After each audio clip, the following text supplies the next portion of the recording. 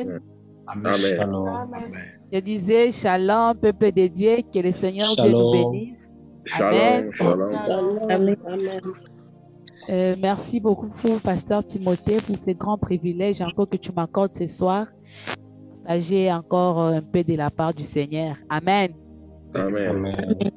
Bien-aimés, depuis le vendredi, nous sommes dans notre sous-thème. Notre thème d'abord général, c'est une maison qui soutient les faibles. Amen. Et depuis Amen. le vendredi, nous étions en train de décortiquer un sous-thème qui s'est intitulé « Ma maison comme une maison qui soutient les faibles ». Et le vendredi, je vous avais dit que la première des choses, une maison qui soutient les faibles, c'est une maison qui partage la parole de Dieu avec les gens qui vivent dans cette maison, ainsi qu'avec le visiteur qui vient. Amen. Et la Amen. deuxième chose, mais ce soir, la deuxième chose, bien-aimé, la maison qui soutient le faible, bien-aimé, c'est une maison d'un homme ou d'une femme sage. Amen. C'est une maison d'un homme ou d'une femme sage. J'entre directement dans mon sujet. Que le Seigneur nous bénisse. Amen. Amen. La maison d'un homme ou d'une femme sage, c'est quel genre de maison? Premièrement, c'est une maison qui attire le faible autour d'eux. Amen. La première Amen. des choses, la maison d'un homme ou bien d'une femme sage, c'est une maison qui attire le faible autour d'eux. Amen. Ces faibles-là sont attirés avec la sagesse que ces hommes sont en train de partager vis-à-vis des faibles. Amen.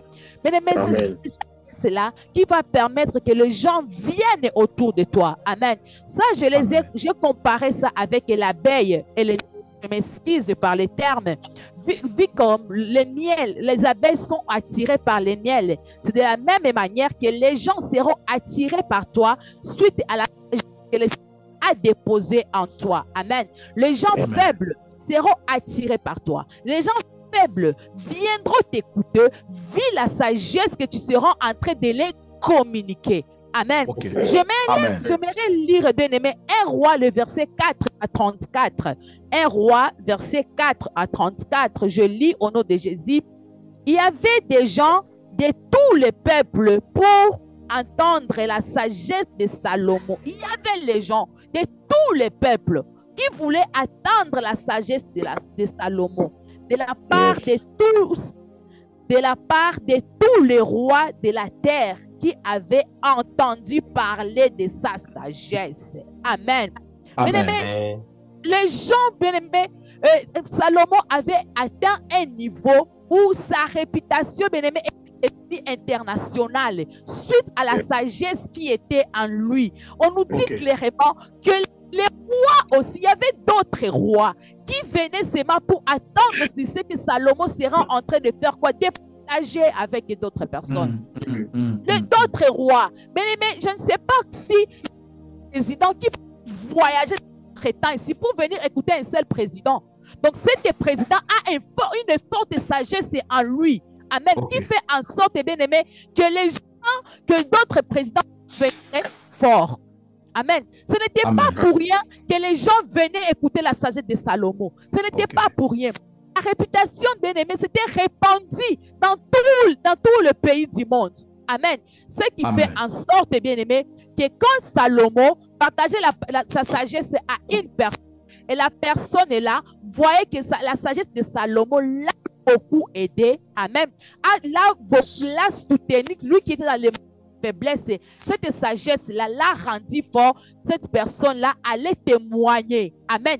Comme ça que la réputation de Salomon a été répandue. Amen. Et les gens bien-aimés venaient maintenant à côté de Salomon suite à cette bonne réputation. Je ne sais pas de quoi tu es réputé. Je ne sais pas de quoi ta maison est réputée. Si ta maison est réputée dans la sagesse, c'est une bonne chose. Parce que les gens faibles viendront à côté de toi pour écouter cette sagesse que tu seras en train de les communiquer.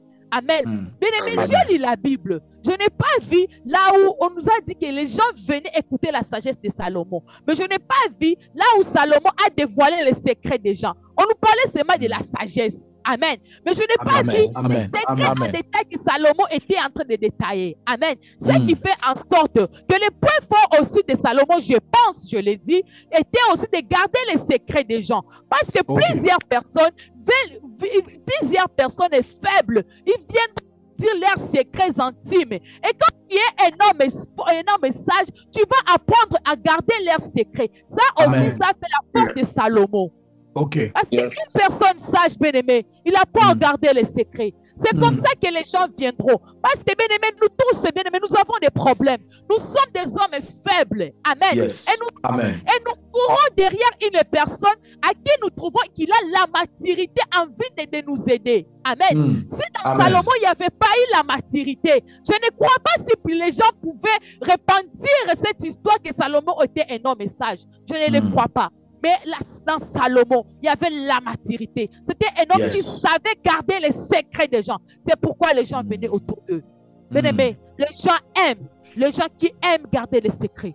Amen. Si tu veux attirer beaucoup de gens faibles à côté de toi, apprends à faire quoi? À garder les secrets des gens. Amen. Parce que la sagesse aussi, ça nous permet de ne pas trop parler. Amen. Ça nous permet de ne pas trop parler. Je ne sais pas, quand une personne veut se confier en toi, tu fais ses problèmes, tu peux exposer ses problèmes. Cette personne-là, tu ne l'as pas aidée. Amen. Mais tu vas aider cette personne en gardant ses secrets. Quand il va dire, je n'ai pas écouté mon secret être véhiculé. Il m'a aidé. Attends, je parle aussi là aussi à ma sœur qui est dans les difficultés. Amen. C'est ces moments-là que ta réputation sera répandue dans tout le monde et les gens vont te chercher. Il y aura des gens qui diront, moi dans ce ministère, je vais seulement parler avec Maman Fortune. Moi dans ce ministère, ou rien. Pourquoi? Parce qu'ils ont vu la sagesse dans cette personne-là. Et cette sagesse a attiré beaucoup de gens faibles. La sagesse a permis de soutenir les gens qui étaient dans la faiblesse. Come on. Ça passe ou ça casse? Ça passe. Amen. Bien aimé, la sagesse de Salomon a permis à ce qu'une femme qui plairait son enfant puisse avoir son enfant. Amen. La sagesse de Salomon a permis à une femme qui était faible. Amen. On l'avait j'ai son bébé. Et cette femme-là était remplie de tristesse. Mais la sagesse de Salomon, bien-aimé, a avoir solution à son problème. Quel genre de sagesse? Come on. C'est comme, bien-aimé, je m'imagine, si c'était moi, je pouvais peut-être dire, on divise l'enfant.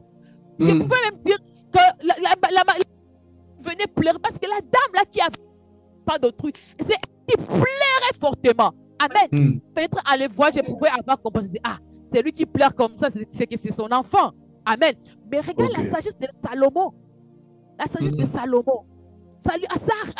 Donc, une personne aussi sage, c'est une personne qui réfléchit. Amen. Il réfléchit en profondeur pour trouver cette solution. La sagesse ne vient pas seulement comme ça. Tu te réveilles le matin, tu deviens sage. Non, apprends aussi à faire tourner ton cerveau, afin de soutenir les gens qui sont faibles. Et Salomon, bien aimé, devant cette situation, je crois qu'il avait appris à faire tourner son cerveau pour trouver la solution. Amen. Une parenthèse, bien aimé, que j'ouvre. La sagesse, bien aimé, on l'acquiert. Amen. La sagesse s'acquiert. Amen. Salomon, bien-aimé, avait demandé à Dieu de lui donner la sagesse. Si tu vois que tu n'es pas une personne sage, demande la sagesse comme Salomon afin de permettre de soutenir les gens dans leur faiblesse. Amen. Peut-être tu es là, depuis qu'on a commencé à développer notre thème, tu te dis, moi, je ne sais pas comment je vais soutenir les gens qui sont faibles. Moi, je ne sais pas par où je vais commencer. Ce soir, je te donne un secret. Demande seulement à Dieu de te donner la sagesse, afin que cette sagesse va te permettre de bien soutenir les gens qui seront dans tes faiblesses. Amen. C'est la réponse à ta question. Amen. Amen. Amen. Mais, notre deuxième chose, la maison d'un homme ou d'une femme sage, bien-aimée, c'est une maison qui communique la crainte de l'Éternel. Amen. La maison d'un homme ou d'une femme sage, c'est une maison qui communique la crainte de l'Éternel. Job 28, le verset 8, la Bible nous dit, la crainte du Seigneur, c'est la sagesse. Amen. La crainte de l'Éternel, la sagesse. La crainte de l'Éternel ici, je le vois dans la manière où tu t'appuies prouve de ne pas commettre l'iniquité chaque fois, de ne pas tomber dans le péché chaque fois. Amen. Quand tu es bien-aimé, tu es ce genre de personne qui craint de ne pas offenser ton Père, qui craint de ne pas commettre le péché. Bien-aimé, les gens aussi vont copier cette mentalité-là. Okay. Il y aura des gens, bien-aimés, qui viendront auprès de toi en état faible. Il y a des personnes, je t'assure, qui peuvent venir chez toi pour se mettre mener dans le péché de parler des gens. Ils parcourent des trajets pour te parler des autres personnes. Et quand ils te trouvent dans ta maison, toi, tu es bien assise. Ils commencent leur sujet. Toi, tu lui diras seulement, je ne vais pas pécher, je ne vais pas commettre le péché de la langue, je ne parle pas des gens. Parlons de ce qui nous concerne. Tu seras en train de communiquer la crainte de l'Éternel dans la vie de cette personne sans le savoir. Amen. Tu seras en train de lui donner, c'est comme ça que cette personne crée l'Éternel. Donc moi aussi, je peux faire cela pour craindre, pour ne pas me salir, pour ne pas m'essuyer. Amen. Bien-aimé, il y a des gens, bien-aimés, qui nous tentent. Amen. Les gens nous tentent pour voir notre réaction. Et ils viennent auprès de toi. Ils vont te faire du mal pour que tu puisses tellement répliquer. Et quand tu vas répliquer, ils vont dire, ça c'est quelle prédicatrice? Elle se dit qu'elle prêche. Mais elle prêche quoi? Regarde comment elle a répondu. Bien-aimé, tu as la crainte de l'Éternel en toi. Même s'ils t'ont opprimé, même s'ils t'ont poignardé, tu ne vas pas répliquer. Et tu vas apprendre à cette personne qui sera poignardée, tu seras en train de les communiquer la crainte de Dieu. Amen. Tu seras en train de les communiquer la crainte de Dieu. La personne là va dire, quel genre de personne? On l'a offensé, mais il n'a pas répliqué. On l'a injurié, mais il n'a pas répliqué. Donc moi aussi, même si on m'injurie, je peux faire comme ce que Jésus nous a dit. On défend sur la joue droite, tu répliques la joue gauche. Tu sais, communiquer cela, bien-aimé, aux gens qui sont faibles. Amen. Bien-aimé, la Bible nous dit, dis-moi qui tu fréquentes, je te dirai qui tu es. Ce n'était pas pour cet adage est venu. Amen. Pourquoi, bien-aimé? Parce que tu seras en train de communiquer cette sagesse-là. Dis-moi qui tu fréquentes. Tu fréquentes qui? Si tu fréquentes un message, un homme sage, il va te communiquer la crainte de Dieu qui est en lui. Amen. Si tu étais un voleur et tu vis avec une personne qui n'est pas voleur, te communiquer cette sagesse-là. Et tu ne vas plus devenir voleur. Amen. Bien-aimé, j'étais étonné. Il est en première primaire. Mais un jour, il m'a dit ceci. Parce qu'on l'a proclamé comme un enfant qui ne dérange pas à la classe. Elle m'a dit, maman, tu sais, avec tes conseils, oui, mais il y a un enfant qui reste à côté de moi. Il m'a aidé à être sage. Donc, il a communiqué la crainte de Dieu à ne pas déranger un enseignant qui est comme son père. Amen. Il a communiqué. Il a communiqué. Amen. Et mon fils a été un enfant qui ne dérangeait plus en classe. Amen. Parce qu'il y a une personne qui a fait quoi? Qui a communiqué. C'est la même chose avec les grandes personnes. Amen. Tu vis avec une personne qui est dans la prostitution. Tu vis avec une personne qui est dans la masturbation. Tu vis avec une personne qui est dans des situations, dans des péchés difficiles, bien-aimé. Et il ne sait pas comment est-ce qu'ils vont s'en sortir. Cette personne-là, il va te fréquenter. Il va voir la manière dont toi, tu seras en train de vivre, bien-aimé. Tu seras comme un tableau, il sera en train de te lire. Il sera en train de lire la crainte de l'Éternel sur toi. Amen. Et bien-aimé, il va aussi bénéficier de cette crainte de l'Éternel que tu seras en train de partager sans le savoir. Amen. Bien-aimé, nous sommes comme des tableaux. Amen. Les gens qui craignent l'Éternel, ils sont comme des tableaux. Et les gens faibles viendront lire sur toi la manière dont tu crains l'Éternel. Et eux aussi, mais ils commenceront à craindre l'Éternel. Ils ne vont plus tomber dans les péchés n'importe comment. Ils tombent. Toi, tu n'as pas tombé. Ils ne vont plus parler des gens n'importe comment. Ils t'ont vu quand il est venu dans ta maison. Tu n'as pas parlé des gens, mais tu as changé les sujets avec eux. Amen. Ils vivent dans les mêmes poids avec toi. Mais, bien-aimé, ils regardent la manière dont tu éduques tes enfants. Tu ne parles pas n'importe comment à ton partenaire. Et aussi, ils vont copier ça. Quand ils seront dans leur maison, ils vont faire la même chose. Amen. Oh yes. Ils vont faire la même chose. Ils seront là en train de te copier. Et toi, tu seras en train de faire quoi? De communiquer cette crainte de Dieu. De communiquer à ne pas commettre le péché. De communiquer à ne pas se masturber. De communiquer, bien-aimé, à ne pas se jalouser, à ne pas se critiquer, à ne pas s'entretuer. Amen. Et les gens, bien-aimés, seront les gens faibles. ou bien les gens qui étaient dans la position de faiblesse pour une situation quelconque, pour un péché quelconque, quand ils s'approcheront de toi, ils vont voir la manière dont tu te gères, tu te disciplines, tu crains Dieu aussi, copier cela, et ils seront en train de se comporter comme ça. Amen. Amen. La troisième chose, bien-aimé, une maison d'un homme ou d'une femme, message bien-aimé, c'est une maison qui a l'humilité de supporter les faibles. Cette maison a l'humilité de supporter les faibles. Cette maison s'oublie soi-même. Amen. Cette maison ne met pas les moi au-dessus. Amen. Il supporte d'abord les faibles. Je m'imagine si tu es un comment est-ce que tu vas supporter les faibles? Il faut d'abord t'humilier toi-même pour ramasser une personne qui est bas. Amen. Parce que quand tu te vois que c'est toi qui es, ce sera pour toi difficile de supporter les faibles. Amen. Bien-aimé, j'aimerais lire l'histoire que nous allons décortiquer, c'est l'histoire de Mephibosheth et le roi David. Amen. Mais j'aimerais d'abord lire l'origine, bien-aimé, de la faiblesse de Mephibosheth. Et ça, nous le trouvons dans 2 Rois, le verset 4 à 4. 2 Rois, verset 4.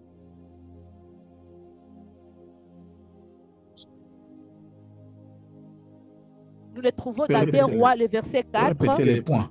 Je m'excuse. 2 Rois. Comment ça? Vous pouvez répéter le point, s'il vous plaît. Je disais ceci. 3e point. La maison d'un homme ou d'une femme sage, c'est une maison qui a l'humilité de supporter les faibles. Et là, nous allons lire l'histoire de Mephibosheth. Je vais vous faire voir d'abord l'origine de la faiblesse de Mephibosheth. Plusieurs personnes nous parlent de Mephibosheth, mais nous ne savons pas l'origine de ces faiblesses. Amen. Nous allons lire 2 Rois, le verset 4 à 4. La Bible nous dit, Jonathan, fils de Saoul, avait un fils perclus de pied. Il était âgé de 5 ans lorsqu'il est arrivé à Jizri. La nouvelle de la mort de Saoul et de Jonathan, sa nourrice l'a pris et s'est enfuie.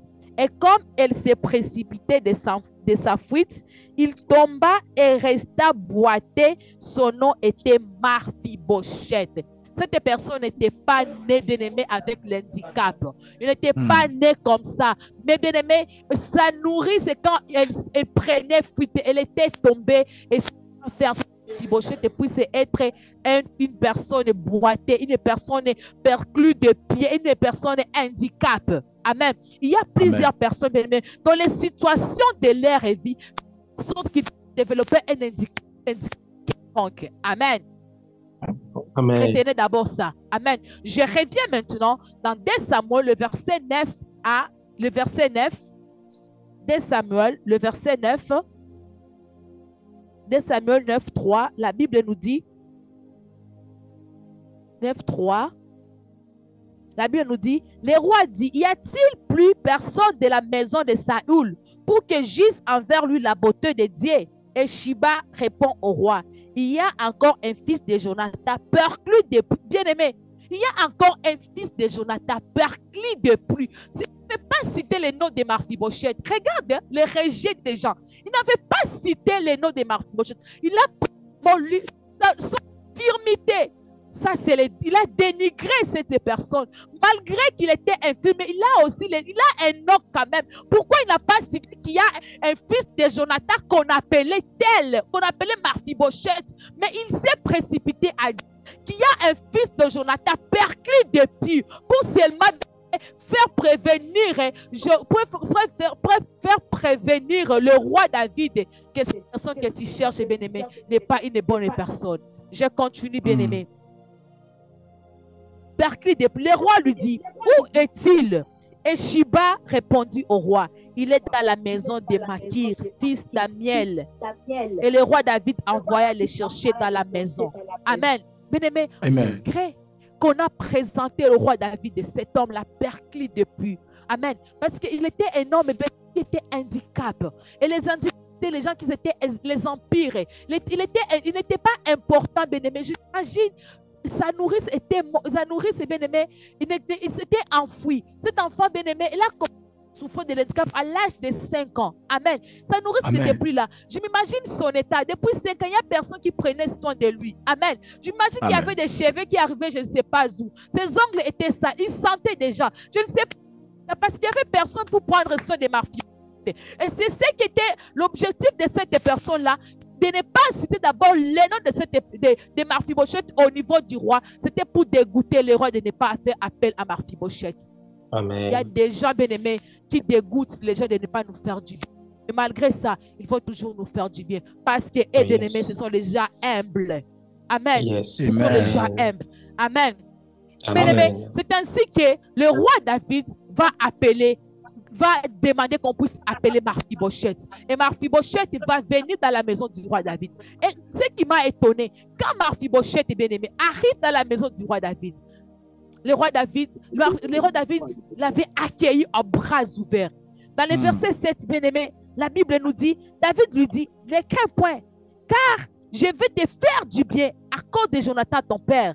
Amen. Je te regarderai toutes les terres de Saoul, ton père, et tu mangeras toujours à ma table. Tu mangeras toujours à ma table. Le roi, bien-aimé, ici, Marfibosheth n'était pas lavé. Donc, on n'a pas dit qu'il a passé d'abord prendre bain, mais avec sa saleté. Amen. Avec l'odeur qu'il dégageait. Avec, bien-aimé, la manière dont il était sale. Bien-aimé, on l'a présenté devant le roi. Et le roi n'avait pas eu le dégoût de le voir. Il s'est dit, waouh, c'est lui. On va manger avec sur la table. Amen. Amen. Ça, c'est un homme roi qui s'était lié pour soutenir Marfibosheth qui était un homme faible. Amen. Amen. Il faut que les rois puissent s'humilier. Le roi David s'était humilié en fait de les supporter. Il n'avait pas tenu compte de sa situation. Amen. Il n'avait pas tenu compte de son état qu'on lui avait présenté. Son état, bien-aimé, était, je ne sais pas quoi, parce que Marfibosheth lui-même, il a dit, il était étonné. Et il a dit quoi au roi? Il lui a dit, moi, comment tu veux user du bien envers moi alors que je suis un chien mort? Ah! Ça m'a choqué. Pas un chien vivant, mais un chien mort. Dans la manière dont on le traitait, ça créait quelque chose de frustration à lui. Et quand lui-même, il s'est regardé, il s'était dit, je suis qu'un chien mort, je ne suis pas vivant. Mais qu'est-ce que, je suis quoi? Je ne suis rien. Je sens mauvais. Je sens, parce que c'est quelque chose qui est mort, qui dégage l'odeur. Et quand lui-même, il s'est dit qu'il est un chien mort, ce qui fait en sorte qu'il dégageait une mauvaise odeur. Mais le roi n'avait pas tenu contre de ça. Il lui avait pas dit, Marfibosheth, tu vas d'abord prendre bain. Non, il lui a dit, tu vas manger à ma table. Pas un seul jour, mais chaque jour, tu mangeras avec moi. C'est ça les qui sont humbles pour soutenir les faibles. Lui, il était un roi. Bien-aimé, on s'est présenté au roi n'importe comment. Non, bien-aimé. Pour se présenter au roi, il devait d'abord prendre bain. C'est comme avec Esther. Esther, bien-aimé, avant de le présenter au roi, il avait pris le bain et on l'avait lavé. Bien-aimé, on l'avait parfumé et puis s'était présenté au roi. Quand je prends l'histoire, bien-aimé, de Joseph, quand Joseph s'était présenté au roi, on l'avait donné d'abord bain. Amen. C'était pas présenté comme ça seulement au roi. Ça, je le trouve, bien-aimé, dans Genèse 41, le verset 14. La Bible nous dit, Pharaon fit appeler Joseph. Elle fit sortir à hâte en prison. Il se rasa et changea ses vêtements. Il était un prisonnier. Il s'était rasé, changé les vêtements pour se présenter devant un roi. C'était ça peut-être le norme. Pour se présenter devant les rois, tu dois être propre. Mais lui, bien-aimé, n'avait pas suivi ça. Il n'avait pas suivi les normes. C'est comme ça que les hommes humbles sont. Il a accepté de prendre à bras ouverts un homme qui sentait, un homme que lui-même il se voyait, il se disait, je suis semblable à un chien. Je sens l'odeur, je suis comme un chien mourant. Peut-être Marfibosheth pensait que le roi David a usé de son autorité pour l'opprimer.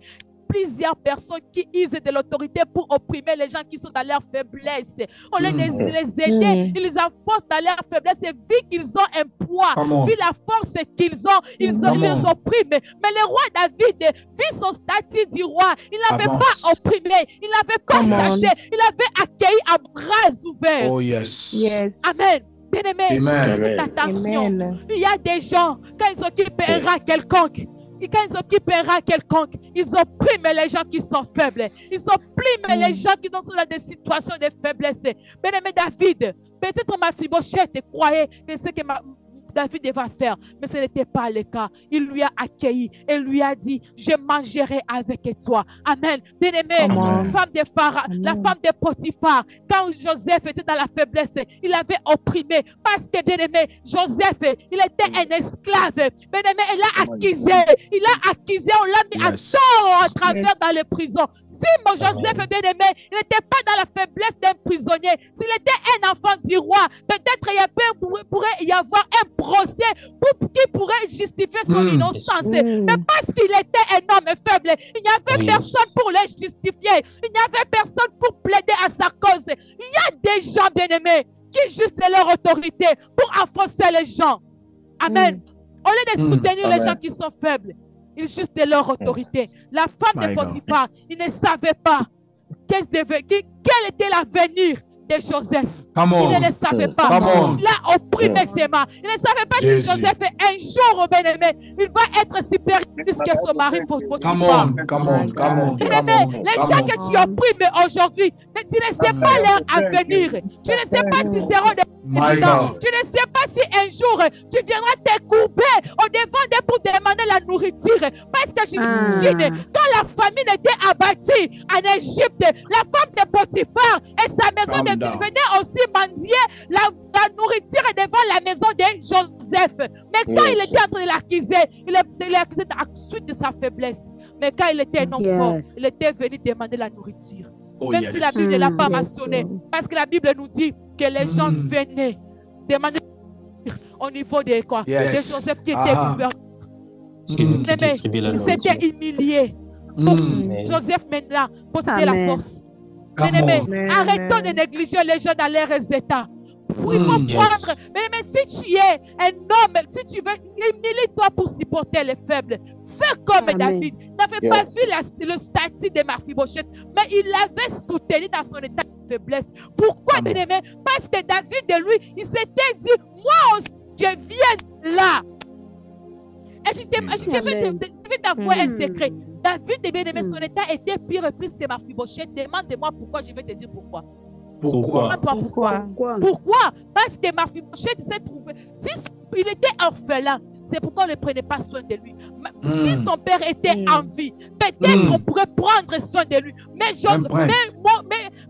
David, mais son père était en vie, mais son père le cachait.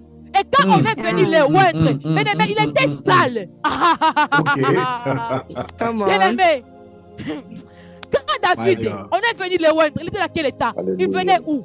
De la bergerie. Il était sale. Il était sale, mais malgré la saleté, on l'a oint. Amen. Malgré la saleté, on l'a oint. Oui, il était dans une situation de faiblesse, c'est plus que Mephibosheth. Parce que ses parents étaient en vie, mais Esaïe, il les cachait.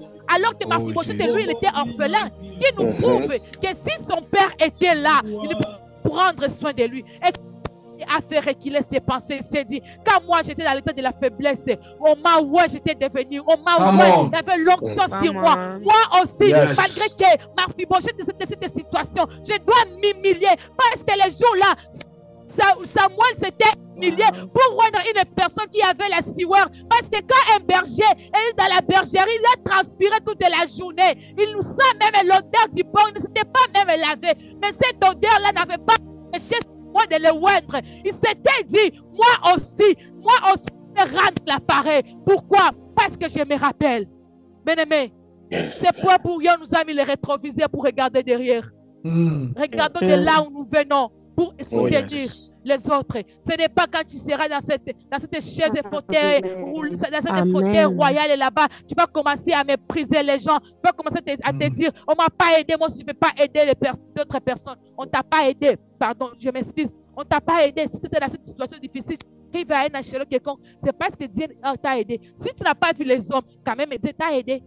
Parce qu'il y a des gens qui me diront, moi, personne ne m'a aidé. Je suis ici parce que c'est mon intelligence. Bien-aimé, l'intelligence. Il y a une personne, c'est moi qui t'a aidé. Cette personne, c'est la personne de Dieu. Cette personne, c'est la personne du Saint-Esprit. Il t'a donné l'intelligence. Parce que le Saint-Esprit, c'est une personne. Comment tu peux nier qu'il y a personne qui t'a aidé? Le Saint-Esprit t'a aidé à avoir sens est d'exposer tes histoires et avec les histoires que tu as exposées, tu ailles à vendre beaucoup de choses et tu es devenu une grande commerçante. Comment tu vas dire que les gens m'ont méprisé, personne ne m'a pas aidé? Et c'est la reconnaissance de là où, même s'il n'y avait pas une personne sur ton chemin, mais le Saint-Esprit était là. Et même la reconnaissance pour les gens qui t'ont fait sortir du néant vers très haut et humilie-toi pour les aider. Come on. Amen. Humilie-toi pour les aider. Amen.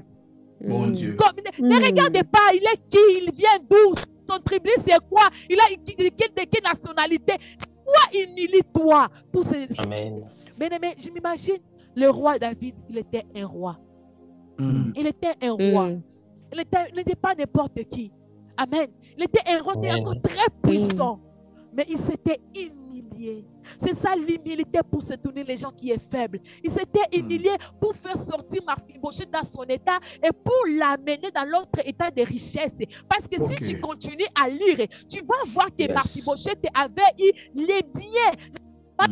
Mais il y a aussi des serviteurs qui étaient venus, qui étaient à son compte, qui étaient à sa garde. Il y avait des serviteurs qui travaillaient aussi encore pour eux. J'imagine les gens qui se moquaient de Mephibosheth à cette époque-là. Et quand on l'a amené dans le palais royal, les gens là, baisaient seulement la tête et ils regrettaient le mal qu'ils avaient fait à Mephibosheth. Parce que Mephibosheth était devenu un grand homme puissant, parce qu'il avait aussi des richesses et on l'avait donné aussi les gens pour les garder, pour les protéger, les gens qui étaient là pour préparer la nourriture pour lui, pour les laver. Les gens étaient là. Amen. Il n'était plus n'importe qui. Pourquoi? Parce qu'il y a un homme qui s'était humilié pour les faire sortir dans la faiblesse. Bien-aimé, humilie-toi. Je ne sais pas comment tu traites les bons dans ta maison. Faisons l'introspection. Je ne sais pas comment tu traites les gens dans ta maison. Je ne sais pas quand une personne vient, tu regardes d'abord les chaussures qu'il porte, tu fais monter, tu les regardes de haut jusqu'en bas, tu lui dis, toi, tu n'entres pas dans ma maison. Bien-aimé, humilie-toi. Les gens qui viennent aux côtés de toi, c'est pour chercher un soutien. Amen. Et tu dois t'humilier pour soutenir d'autres personnes. Il y a les gens qui souffrent comme Mephibosheth. Ils souffrent du rejet. Bien-aimé, tout ce que nous avons, ce sont les choses d'ici-bas. Amen. À quoi bon, bien-aimé, de se battre avec l'orgueil? Mais humilie-toi pour aider les gens qui sont dans les besoins. Humilie-toi pour rendre faible et fort aussi, bien-aimé. Amen. Amen. Humilie-toi, bien-aimé. Jusqu'où tu vas avec l'orgueil? Jusqu'où tu vas aller avec l'orgueil? Je me demande jusqu'où tu vas aller avec l'orgueil. L'orgueil ne va t'amener nulle part.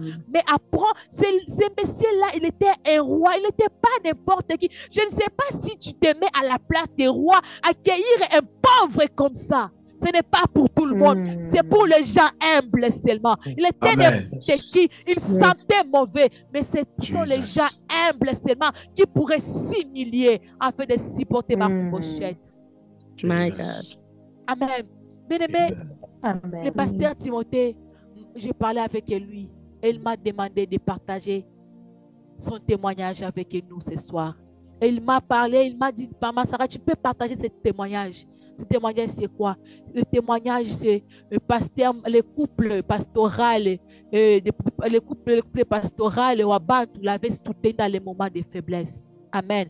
Dans les moments de faiblesse des pasteurs Timothée, c'était quoi les faiblesses des pasteurs Timothée? Pasteur Timothée, il était faible premièrement. Il ne parlait pas un très bon français. Amen. Il ne parlait pas un très bon français. Mais le pasteur Mike et sa femme, ils venaient de l'Europe, ils faisaient des voyages. Amen. Donc, il parlait un très bon français. Mais quand même, il s'était humilié pour discuter avec le pasteur Timothée qui n'avait pas un très bon français. Amen. Deuxièmement, bien-aimé, le pasteur Timothée, bien-aimé, le pasteur Timothée, il était simple. Il n'avait rien, bien-aimé. D'ailleurs, il sentait, sa chemise même sentait, parce qu'il faisait la comédie de Kinshasa. Il avait l'odeur, je ne sais pas de quoi, bien-aimé. Mais le couple pastoral, là, quand le pasteur Timothée, non seulement ses habits, ses sentait mauvaise. Ces choses dégageaient de l'odeur. Mais quand il venait dans la maison du pasteur Marc, sa femme, c'est ma papa, pasteur Timothée, est-ce que tu peux mettre des chaussures là-bas? Et puis venez, on va parler ensemble. Il ne les dit discriminait pas à cause de cette faiblesse. Non, bien-aimé. Il a soutenu le pasteur Timothée. Oh, yes. Soutenu. Ce Wow. couple l'a soutenu. Il a soutenu. Amen. Amen. Amen. Bien-aimé, il a Amen. soutenu le pasteur Timothée. Ces choses-ci sentaient mauvais.